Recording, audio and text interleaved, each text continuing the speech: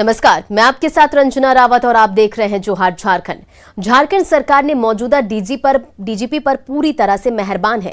सरकार ने 2 साल के लिए नीरज सिन्हा को झारखंड पुलिस की कमान सौंप दी है, लेकिन सरकार के इस कदम को लेकर कंट्रोवर्सी हो गई है क्योंकि नोटिफिकेशन और एक्सटेंशन में घालमेल दिख रहा है। जैसा कि बीजेपी ने बड़ा सवाल उठाया है, पूरी रिपोर्ट को देखिए। डीजीपी पर सरकार मेहरबान, झारखंड के डीजीपी को एक्सटेंशन। झारखंड की हेमंत सरकार मौजूदा डीजीपी नीरज सिन्हा पर मेहरबान है। अगले साल 31 जनवरी 2022 में रिटायर होने वाले डीजीपी अब 11 फरवरी 2023 तक यानी अगले 2 सालों तक पद पर बने रहेंगे। गृह विभाग की ओर से बाकायदा नोटिफिकेशन भी जारी कर दिया गया है। हैरानी की बात है कि सरकार ने बैक डेट से नोटिफिकेशन निकाला है। 16 जुलाई को अधिसूचना निकाली गई 13 जुलाई की डेट से, जो अपने आप में बड़ा सवाल है। इस पूरे मामले पर बीजेपी विधायक दल के नेता बाबूलाल मरांडी ने डीजीपी के एक्सटेंशन को बड़ा घालमेल बताया है। 13 तारीख की तारीख से दिखाया गया है, लेकिन वो सामने कब आता है? कल 16 तारीख को। तो ये समझ में नहीं आता है कि सरकार को अगर इस प्रकार के करने के उनको किया जा सकता। मुख्यमंत्री और मुख्य सचिव ने संभवतया उसमें से साइन नहीं किया। तो इन सारी चीज़ों को सुन करके या देख करके तो लगता है कि मामला कुछ न कुछ गड़बड़ है। झारखंड सरकार से अब सवाल है कि बैक डेट से नोटिफिकेशन निकालने का क्या मतलब है। 16 जुलाई को 13 जुलाई की डेट से नोटिफिकेशन क्यों निकाला गया? बैक डेट का नोटिफिकेशन कर लीपापोती की कोशिश की गई। क्या सरकार ने सुप्रीम कोर्ट की अवमानना की? डीजीपी को 2 सालों का एक्सटेंशन देकर सरकार घिर चुकी है, जिस पर कांग्रेस ने सरकार का बीच बचाव किया है। अस्थाई डीजीपी की नियुक्ति 2 वर्ष के लिए किया है। जहां तक नोटिफिकेशन का प्रश्न है, तो हो सकता है नोटिफिकेशन देर से बाहर आया हो, लेकिन अगर स्थायी रूप से डीजीपी की नियुक्ति 2 वर्षों के लिए हुआ है, तो कहीं न कहीं विधि व्यवस्था को बनाए रखने के लिए जो समय चाहिए होता है वो भी उनको मिलेगा। और जितने दिनों से वो काम कर रहे हैं, तो अपराध में नियंत्रण भी झारखंड में पाया गया है। दरअसल 22 सितंबर 2006 को सुप्रीम कोर्ट ने आदेश दिया था कि किसी भी राज्य के डीजीपी का कार्यकाल कम से कम 2 सालों का होगा।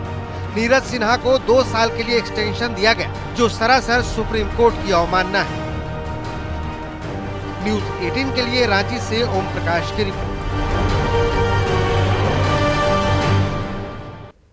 झारखंड पुलिस को 3 दिन के भीतर नक्सलियों के खिलाफ दूसरी बड़ी सफलता मिली है। पुलिस ने खूंटी चाईबासा सीमा पर मुठभेड़ में पीएलएफआई के जोनल कमांडर शनिचर सोरेन को मार गिराया है। वहीं 2 दिन पहले गुमला में 15 लाख का इनामी नक्सली बुधेश्वर उरांव को मारा गया था, जिसके बाद सर्च ऑपरेशन में हथियारों का जखीरा मिला है।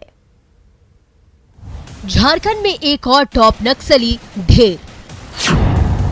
खूंटी चाईबासा सीमा पर शनिचर सोरेन ढेर।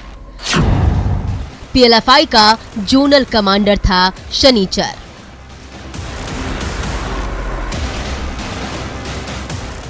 नक्सलियों के खिलाफ 3 दिनों के भीतर झारखंड पुलिस को दूसरी बड़ी सफलता मिली है। खूंटी चाईबासा सीमा पर सुरक्षा बलों ने मुठभेड़ में पीएलएफआई के जोनल कमांडर शनिचर सोरेन को मार गिराया। शनिचर पर 80 से ज्यादा मामले दर्ज हैं और उस पर 10 लाख का इनाम घोषित था। सर्च के दौरान वहां एक मृतदेह मिला नक्सली का, जिसकी शिनाख्त टॉप कमांडर पीएलएफआई के, जिसपे 10 लाख का रिवॉर्ड है, शनिचर सोरेन के रूप में हुई है। इसके खिलाफ भी 80 कांड विभिन्न थानों में, विभिन्न जिलों में दर्ज है।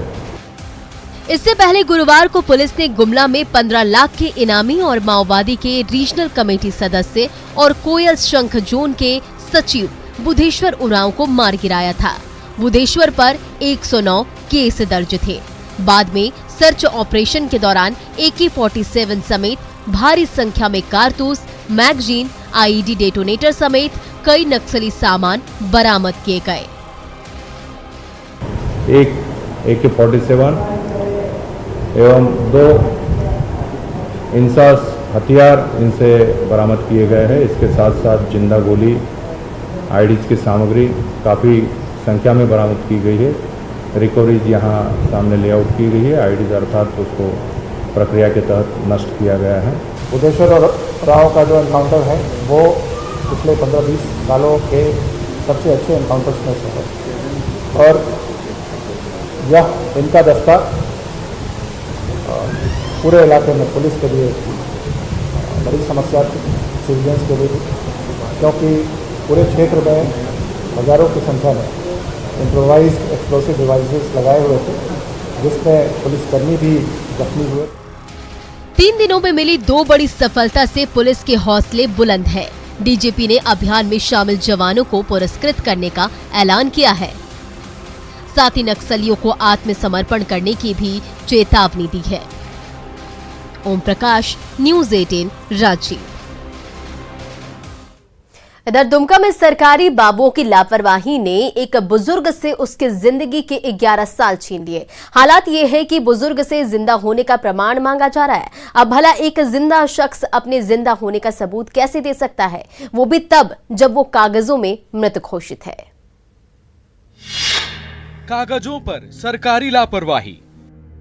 दोनों प्राणी को, हम लोगों को, लोबिन मांझी, लेट लोबिन मांझी, लेट पद्मा देवी। समाज में जग हंसाई। हाँ हाँ हाँ बोलता है, सब कोई बोलता है कि आप जिंदा रहते हुए आपको मार दिया। जिंदा हूं मैं। हमारा यह तकलीफ है, लेकिन जिंदा रहते हुए मैंने हमारा मृत्यु घोषित कर। कागज भले ही कमजोर हो, लेकिन इस बेजान कागज पर सरकारी कलम चल जाए तो उसकी अहमियत कई बार बढ़ भी जाती है और कई बार इसका खामियाजा भी भुगतना पड़ता है। खामियाजा 2011 में हमारा मृत्यु कर दिया है, तो हम वोट डाल रहे हैं, राशन ले रहे हैं और जो है सो आधार कार्ड हमारे पास है और हमको कैसे मृत्यु कर दिया गया है। जो महिला थी उनका पेंशन पहले से स्वीकृत था और उन्हें पेंशन मिल भी रहा था और साथ ही साथ राशन कार्ड भी था, राशन भी प्राप्त हो रहा था। जो मृत पुरुष थे उनके पेंशन की स्वीकृति की भी कार्रवाई कर दी गई है। 11 सालों से ये बुजुर्ग दंपति सरकारी बाबुओं की चौखट पर जंग लड़ रहे हैं। कागजों पर सरकारी बाबुओं की लिखी उस स्याह को मिटाने की मांग कर रहे हैं, जिसमें उन्हें जीते जी मार दिया गया है। नितेश, न्यूज़ 18, दुमका। इधर गिरिडीह के धनवार प्रखंड के बरजू पंचायत के निवर्तमान मुखिया मोहम्मद सफदर अली पर अभद्र टिप्पणी और खून खराबे की धमकी देने का आरोप लगा है। सफदर अली ने हिंदू को जमीन बेचने पर धमकी दी है, साथ ही उन्होंने खून खराबे की चेतावनी भी दी है। इसका एक ऑडियो वायरल हो रहा है, जिसमें मुखिया न सिर्फ धमकी दे रहा है, धार्मिक भावना को भड़काने की भी कोशिश कर रहा है।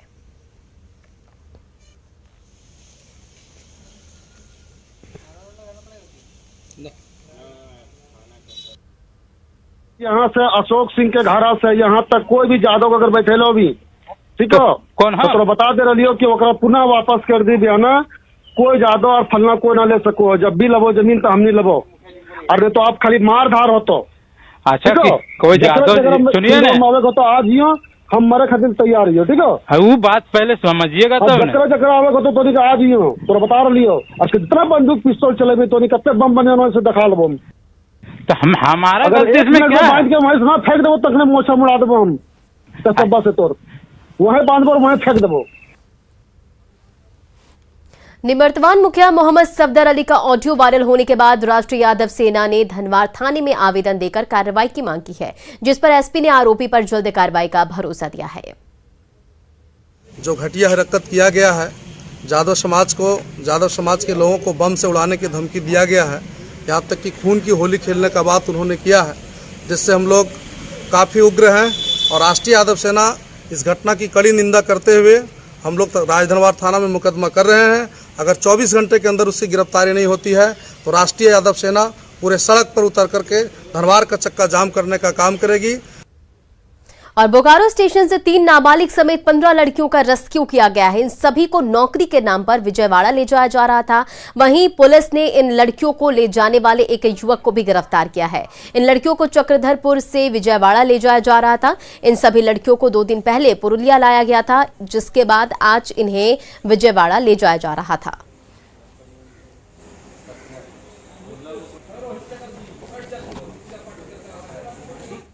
पूछा गया तो लोग सही रीति से नहीं बता पाई कि कहाँ जा रहा है, किसके साथ जा रहा है। इवन जिस लड़का के साथ वो जा रहा है उसका नाम भी नहीं बता पाया। इसी संदेह में हमारे जो आरपीएफ और जीआरपी स्टाफ हैं, इन लोगों को यहाँ पर रोक के छानबीन करने की कोशिश की गई। फिर आप लोग को खबर किया गया, लोकल पुलिस को खबर किया गया, CWC को खबर किया गया, हर एक जगह को खबर कर दिया गया कि आने वाले दिनों में ये बच्चियाँ किसी असुविधा में न पड़े। और बीजेपी युवा मोर्चा ने राज्य सरकार के खिलाफ प्रदर्शन किया। हेमंत सरकार की गलत नीतियों के खिलाफ बीजेवाईएम ने पाप का घड़ा फोड़ो अभियान चलाया। राज्य में बीजेपी के महानगर युवा मोर्चा ने हेमंत सरकार के पाप का घड़ा फोड़ा। इस मौके पर प्रदेश अध्यक्ष दीपक प्रकाश ने कहा कि राज्य की मौजूदा स्थिति दुखद है। नियुक्ति वर्ष में भी हेमंत सरकार युवाओं को धोखा दे रही है। उन्होंने कहा कि आदिवासी महिलाओं के जीवन में सरकार के कुशासन का बुरा प्रभाव पड़ा है और महिलाएं अब खुद को असुरक्षित महसूस कर रही हैं। और महंगाई के खिलाफ कांग्रेस ने राज्य भर में प्रदर्शन किया। इस दौरान कांग्रेस नेताओं ने साइकिल रैली भी निकाली। वहीं रांची में पूर्व केंद्रीय मंत्री और कांग्रेस नेता सलमान खुर्शीद ने पेट्रोल, डीजल, LPG गैस के दर में बढ़ोतरी सहित कई महंगाई के मुद्दों पर केंद्र सरकार पर निशाना साधा। उन्होंने कहा कि आज केंद्र सरकार की नीति से लोग लगातार दबे जा रहे हैं। इस दौरान 23 करोड़ लोग फिर से एक बार गरीबी रेखा के नीचे आ गए हैं। 2 करोड़ लोगों ने रोजगार खोया है और 97% लोगों की कमाई में गिरावट आई है। जो ईंधन की कीमत है, जिस तरह से पेट्रोल, डीजल और LPG की कीमतें बढ़ रही हैं, और जब मैं कहता हूं कि वो बढ़ रही हैं तो हमको ये मानना पड़ेगा कि सरकार बढ़ा रही है। क्रूर सरकार है, जो दया जिसमें करुणा और दया कहीं देखने को नहीं मिलती, कि आज इनकी कीमतों को बढ़ाकर वो कितना अन्याय कर रहे हैं आम जनता पर।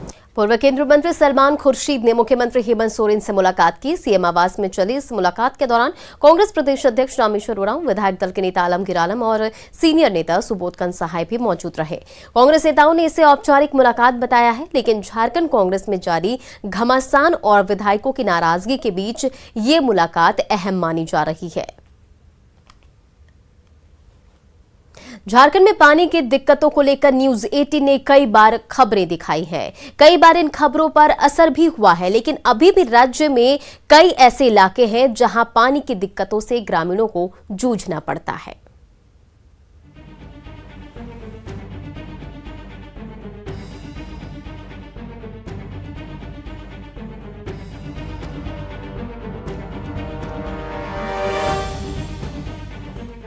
झारखंड में विकास के हर दावे की ये दम तोड़ती तस्वीर है।